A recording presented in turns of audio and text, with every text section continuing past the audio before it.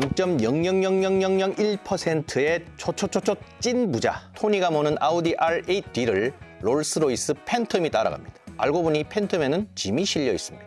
이 나쁜 남자, 팬텀을 짐차 취급하더니. 안녕하세요.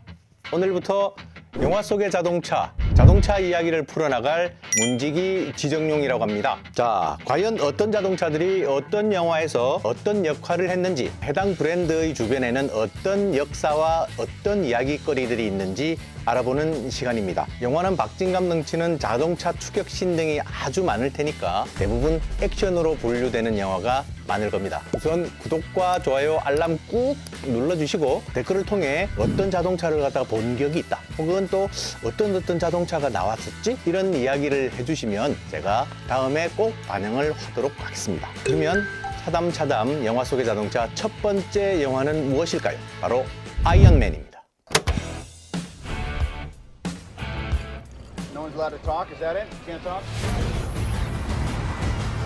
Yeah, I can fly.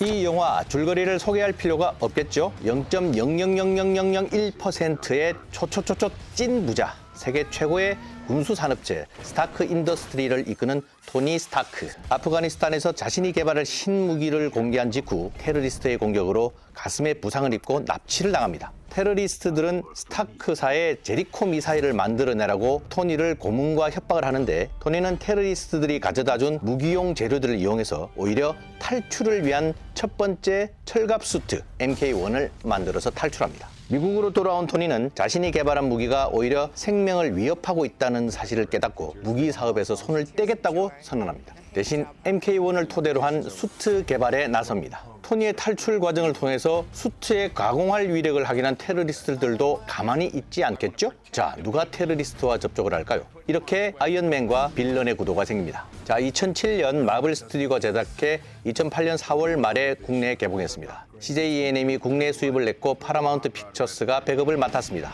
제작비 1억 4천만 달러를 들여 전 세계에서 5억 8천만 달러 이상을 벌어들였습니다. 국내에서는 430만 명이 넘는 관객을 동원했죠. 나중에 엔드게임으로 이어지는 마블 시네마틱 유니버스, MCU 마블 세계관의 첫 단추가 되는 작품이기도 합니다. 자, 첫 장면부터 자동차가 나옵니다. 미군의 집차 험비입니다. 미군의 집차는 우리가 어떻게 생겼는지 대충 떠올리는 집차였죠. 바로 윌리스 MB와 M151이었는데요. 딱 보면 알지만 무게중심이 높아서 전복 위험이 많았고 실제 많은 전복 사고가 났습니다.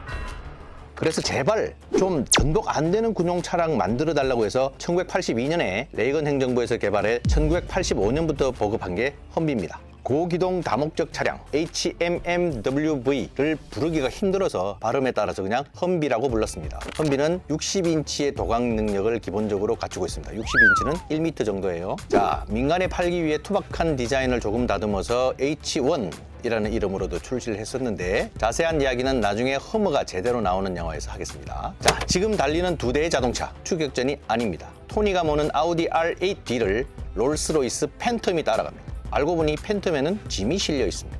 이 나쁜 남자, 팬텀을 짐차 취급하더니. 그런데 팬텀과 R8 이렇게 두 대를 나란히 세우고 보니 안 먹어도 배부릅니다. 미사일 세일즈를 위해 아프가니스탄 현지를 가기 위해 전용 비행기를 탑니다. 뒤 이야기를 보면 꼭 안 가도 될 것 같은데 굳이 갑니다. 그래야 아이언맨이 탄생하기 때문이죠. 영화에 쓰인 R8은 V형 8기통 4163cc 미드십 스포츠 쿠페입니다. 2006년 파리 모터쇼에서 공개한 직후 디자인으로 주목을 받았죠. 10기통 5204cc짜리 5.2 모델도 있었고요. 2015년 2세대 모델을 내세웠지만 2024년에는 단종했습니다. 아이언맨 3에서는 전기차 버전인 R8 e-트론을 타죠. 그렇다면 아이언맨은 왜 R8을 탈까요?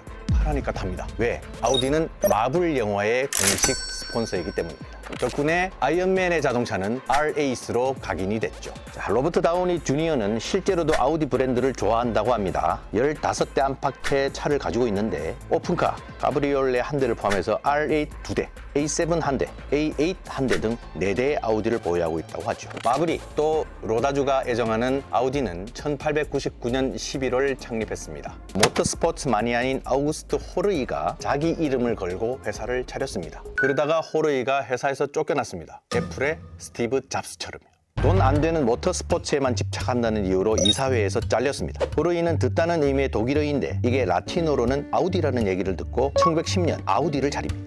그럭저럭 운영을 하다가 1932년 대공황을 맞죠. 먹고 살기 빠듯했던 독일의 업체 네 곳이 뭉칩니다. 아우디와 호르이, 데카베, 반드러와 합병한 것이죠. 이름은 아우토 우니온, 아우토 우니온 도이칠란트 잉골스타트. 머리글자로도 아우디가 되네요. 회사 네 곳이 잘 뭉치자는 의미로 동그라미 4개를 로고로 삼았습니다. 지금 중국에서 가장 선호하는 차량입니다. 동그라미 4개, 눕힌 숫자 8이 2개가 되죠. 8은 중국인들에게 돈입니다. 2차 세계대전 후 별 성과를 내지 못했던 아우토 우니온을 1958년 메르세데스 벤츠가 인수합니다. 그러다가 벤츠도 돈이 안 되네? 1964년 폭스바겐에 넘깁니다. 1969년 폭스바겐 그룹이 브랜드들을 정리했는데 아우토 우니온을 그냥 아우디라고 하는 이름으로 남겼습니다. 폭스바겐보다 고급스러운 모델들을 발표했는데 별로 반응이 없습니다. 그러다가 이 광고가 완전히 바꿉니다. 1986년 코드네임 C3, A6의 선대 모델인 당시 아우디 100 CS로 핀란드 카이폴라 스키 점프대를 올라가는 광고.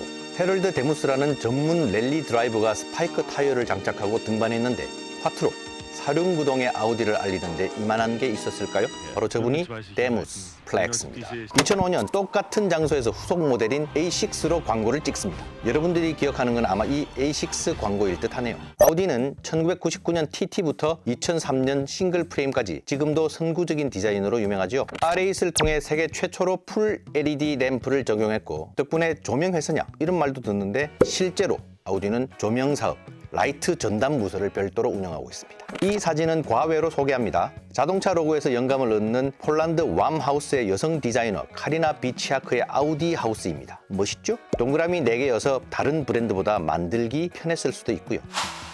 지금까지 아이언맨의 자동차 아우디와 아우디 R8을 간략하게 소개해드렸는데요. 더 이상 길어지면 지칠 테니 오늘은 여기까지만 할게요. 대신 댓글을 통해서 이런 영화 속에 자동차가 있었는데 저게 뭐였지? 이런 궁금한 게 있으면 언제든지 남겨주시면 최대한 반영하도록 하겠습니다. 자, 오늘은 여기까지 할게요. 안녕!